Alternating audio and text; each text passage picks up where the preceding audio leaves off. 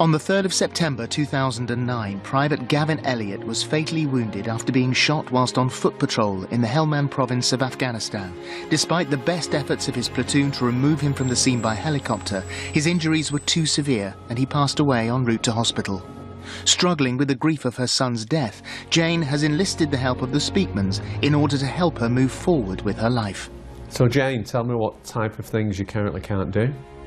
Can't say words. I say when I'm going to the church, I'm going to the church. I don't say where I'm going. You say church instead of cemetery. Yeah. You can't say those words. What else can't you do? I can't say when Gavin got. I always say since it happened, when it happened. I've always thought that it's sort of holding me back because I'm not saying it. Of course it is. You know, yeah, absolutely right. Yeah, yeah, absolutely. But I've always been so scared of saying it because if I do, then I felt like I'm going to hit rock bottom, and my world's going to crash around me because I'm actually accepting what's happened. By saying those words and by acknowledging that Gavin's died, you can move on with your life. Yeah. That's what I meant. Yeah. Yeah. I want her to be okay. That's all I want.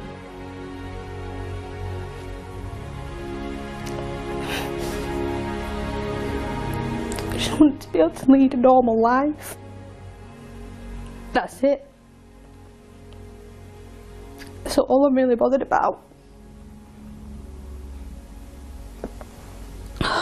Your family are suffering. They suffered when Gavin died, but they're suffering every day they see you suffer. Yeah. Because that doesn't allow them to have closure either. Yeah. Because your daughter said, if Mum heals, it'll heal our family.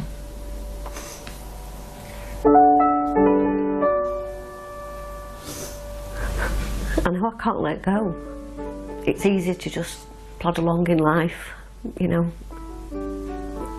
but to let go and really not just say the words inside, no, you know, to really truly accept what has happened. You're feeling right now that whilst you're proud of Gavin, that pride is misguided because you're proud in the wrong way. You can walk around with your head high knowing that your son gave the biggest thing he could for his country. Yeah.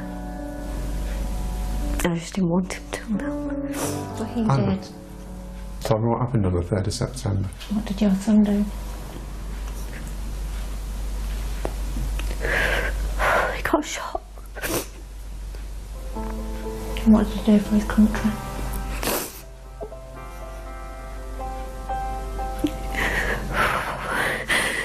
He died for his country.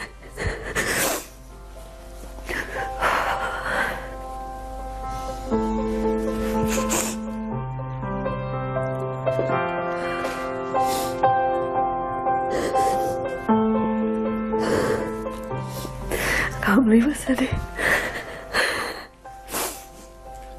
Turn the corner. Yes. And I actually feel like I'm floating right now. I know that's going to sound a bit daft. I know I'm sat here. But I don't actually feel, I don't know, weird. What happened to him? He died. What does that certificate in there say? Died on the 3rd of September 2009. For his country. Fighting for his country.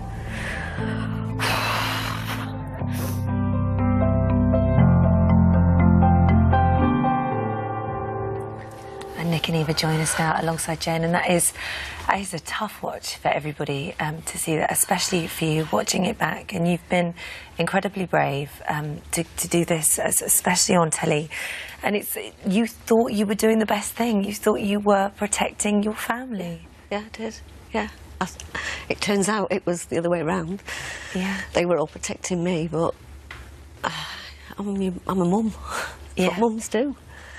And what difference, because that was just a part of what you'd all talked about, what difference has it made? Oh, immense.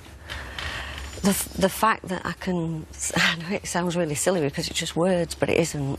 It's life.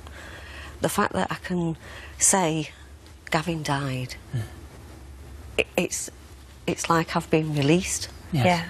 You know, and I feel like maybe I've released Gavin. I felt like I was sort of holding it all inside because I don't want to. I don't want to let go of him. And I know I've not let go of him or anything like that. Yeah, he's my son. He's always going to be in my heart. But the fact that I've let go of the fact that he's gone. Yeah. Well, you would regularly go to see his grave, Yeah. and before seeing the Speakmans, it would be a very different experience. Yeah. So before you'd busy yourself. Yeah, yeah. Go there for a reason. Yeah, put new flowers down, make sure the grass is all right. And you say, I'm just going to church. Yes, oh yeah, never said grave, never. Just go, people at the beginning used to think that was going into church. Yeah. You know, but why are you going to church? No, I'm going To church. church. And what about now? Oh, I go to the grave and it's peaceful and it's, yeah, Gavin's there, but he's in here. Yeah. And that's the difference. You know, it's just so peaceful. It's just different. Wow, I mean, this is such a huge difference, isn't it? And this is a much healthier way for her to now live her life with this. And she won't be alone in this. There'll be people watching this now that recognise themselves. Yeah. Oh, Without a doubt. I mean, so many people, and you know, 7 years. The grieving, really, the process. A year should be the most it should be, and if it's longer than that, then you need to seek intervention because it's far too long, wasn't it? Yeah. and she'd still, because one of the sort of 5 components to grief, and the biggest step to healing is acceptance. And obviously she was still in denial and hadn't accepted. And it was a really emotional day for us too. It's very rare that we get really upset in therapy too, but we sort of all cried together, didn't we? Yeah. But you could really see the difference, and I think your family have really noticed. What a it. massive Well step done. forward. Well You've done, got incredible. Rebecca here, daughter, so it's lovely to see her face as well. So it's a bit of release from her. Yeah, for Yeah. everybody. Thank you very much.